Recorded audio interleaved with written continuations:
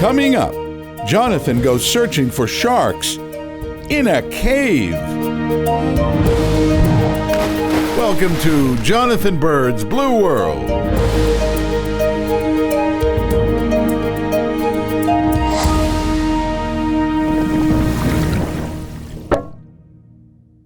When I was a kid, I read an article in National Geographic magazine about the Cave of the Sleeping Sharks, photographed by David Dubélé.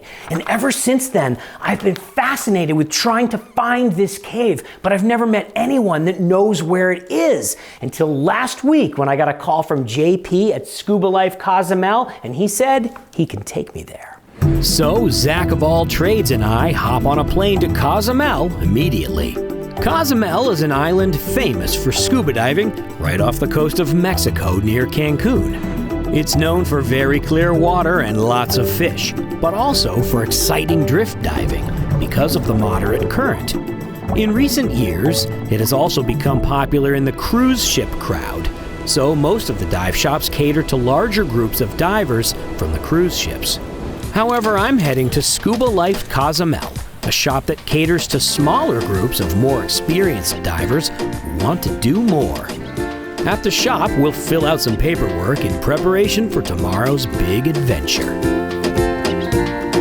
Well, I'm not a huge fan of getting up early, but we are here at the marina before dawn because we have a long run to the Cave of the Sleeping Sharks, and we have to hit it on the right tide. And I'm super excited because I've wanted to do this for so long. And hey, look who it is. Hey, JP. Hey guys, how are you doing? Good, how are you, man? Excellent, excellent. Are you ready to go diving? Let's do it, man. Let's go find some sharks.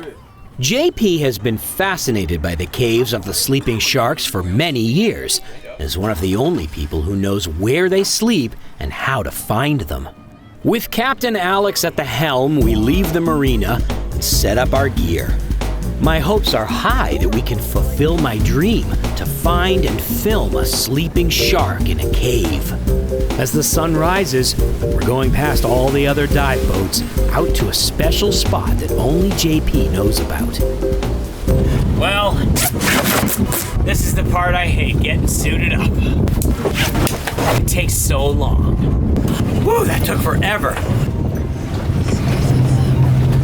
Time to go find some sharks. We sink down to the reef, and the current is not that strong, which isn't a good sign because the sharks like to sleep when the current is stronger. But we still have a look. We find a large, fearless, spiny lobster posing bravely for my camera.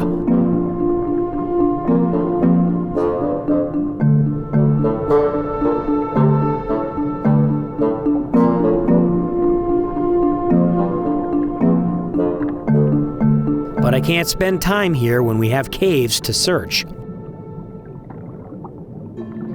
The caves here are not really caves, but in fact coral caverns. You can always see light from the opening. But I must admit I'm a little apprehensive about coming around a corner and frightening a sleeping shark.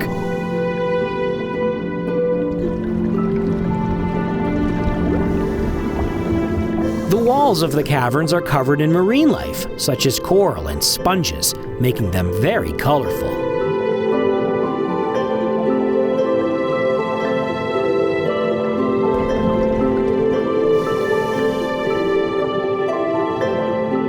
Zach of all trades and I are having a blast swimming through this labyrinth of tunnels, and it's sort of like an intro to cave diving for Zach.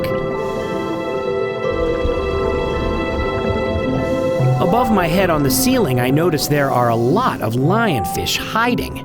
Lionfish are invasive species in the Caribbean, eating all the baby fish of other species, so the dive masters in Cozumel, as in many other places in the Caribbean, are trying to control the population. JP spears a large one on every dive to do his part, but it won't go to waste. As we leave the caverns and work our way back up the reef, I can see how healthy these reefs are, with tons of coral and sponges. JP leads the way into another cavern on our shark hunt.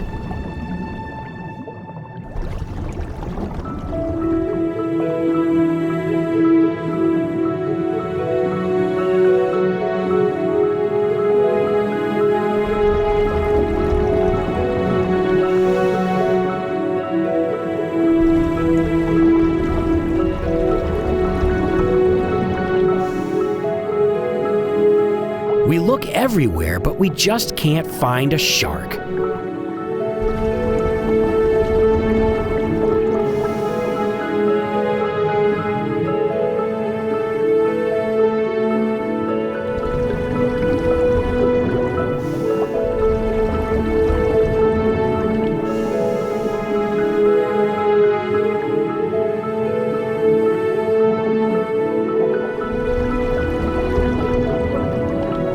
Eventually, we're low on air, and it's time to head back to the boat.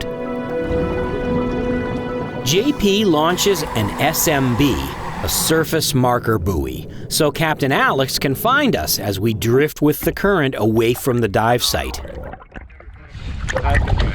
Well, we got to the cave, but no sharks.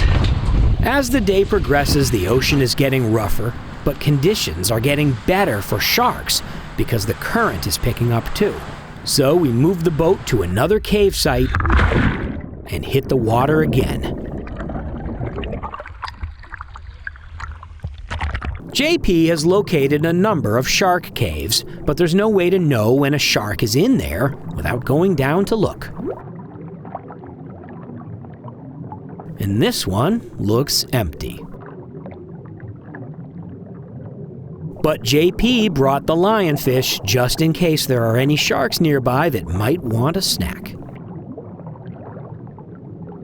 We have a look inside just to be sure. There's a Caribbean reef shark hanging around, but she's definitely not sleeping. Maybe she's hungry. The tangs certainly are.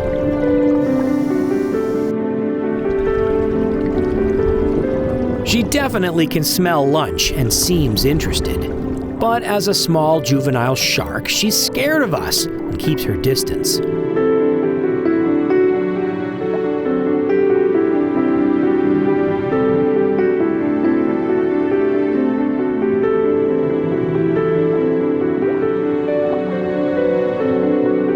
So JP places the lionfish on the bottom, and we back up to see what she does.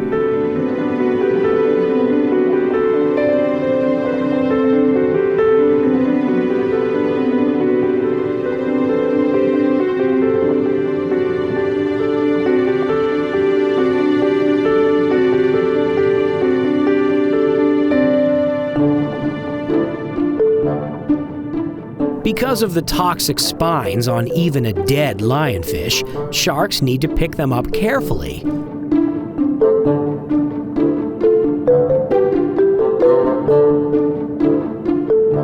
And eventually, she makes off with her prize.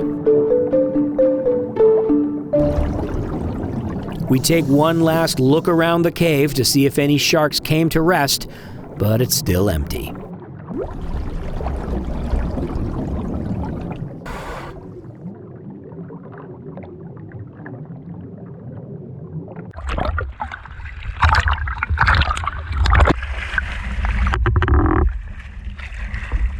We move to another location, but this one's going to be a challenge. So the tricky part here is that the current is so strong that to reach the cave, we have to get dropped like hundreds of yards up current and then descend and drift in. And it's really hard. We've made several attempts and missed it. As I hit the water, I'm pulled away from the boat before I can even reach up for my camera. The current is ripping. We sink down and fly over the bottom, no cave in sight. We missed it completely.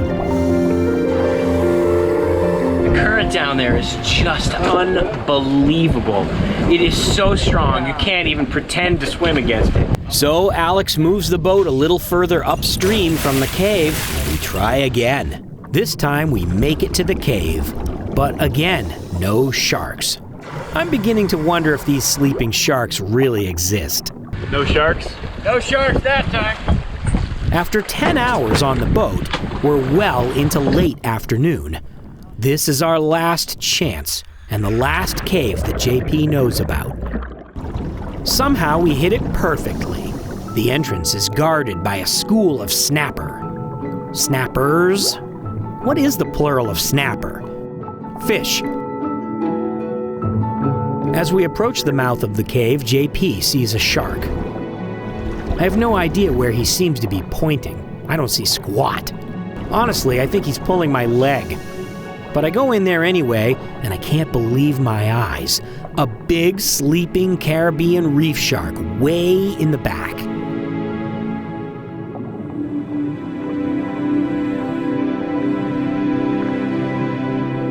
I'm afraid I will spook her if I approach too quickly, so I start by filming from 10 feet away and slowly work my way closer.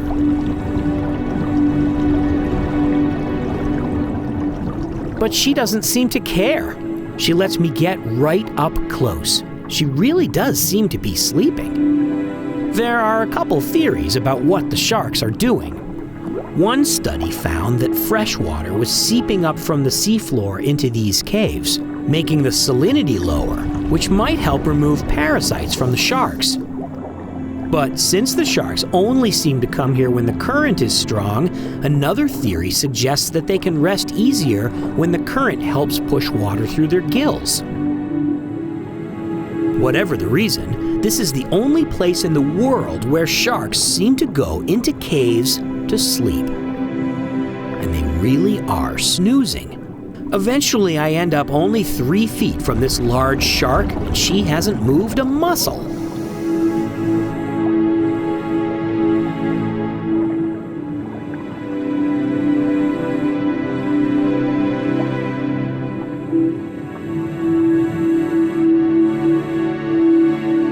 Unfortunately, this cave is 110 feet deep, which means even with nitrox, I don't have much time. All too soon, we need to head back to the surface.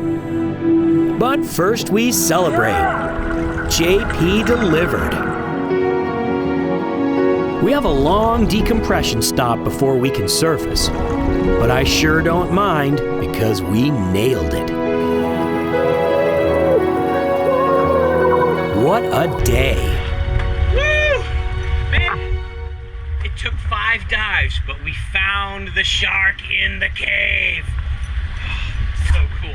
As we head back to the dock at the end of the day, I'm so excited to have visited a place I read about in a magazine when I was a kid, and to have seen a natural behavior of sharks, which is incredibly rare, known only here in the waters around Cozumel.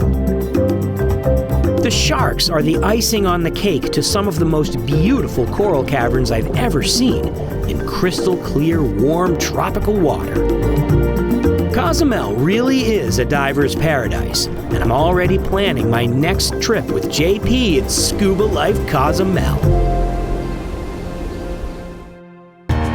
Hey everyone, if you love Blue World and would like to help keep this great content coming, please consider making a donation to Oceanic Research Group's GoFundMe campaign. We could really use your help, and every donation makes a difference.